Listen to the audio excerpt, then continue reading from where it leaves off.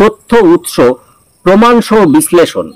এখন আমি স্বামী বিবেকানন্দের জীবনের বিভিন্ন সময় ও প্রসঙ্গ থেকে তার গোমাংস খাওয়ানোর সমর্থনের নির্দিষ্ট ঘটনার তথ্যসমূহ উৎস পরপর তুলে ধরছি। কোনটি কোথা থেকে এসেছে এবং কি বলা হয়েছে তা যথাসম্ভব হুবহু ভাষ্য বা মূল বক্তব্য সহ আপনারা যাচাই করে নিতে পারেন। স্বামীজি বলছেন, আমাকে গোমাংস দিন। এটি শিকাগো পার্লামেন্টের পর রেস্তোরাঁয়। উৎস Reverend John H Barrows, World Parliament of Religions এর সভাপতি।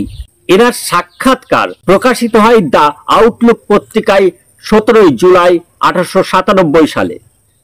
ব্যারোস তার সাক্ষাৎকারে বলেছেন, প্রথম অধিবেশনের পর আমি বিবেকানন্দকে জিজ্ঞাসা করেছিলাম তার জন্য কি খাবার অর্ডার করব।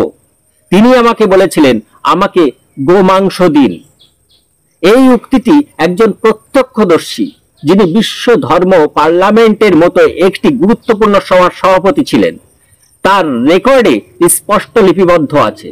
এটি স্বামীজির আমেরিকান অভিজ্ঞতার প্রথম দিকের একটি ঘটনা, যেখানে তিনি নিজেই স্পষ্ট ভাষায় গোমাংস চেয়েছেন বলে উল্লেখ আছে।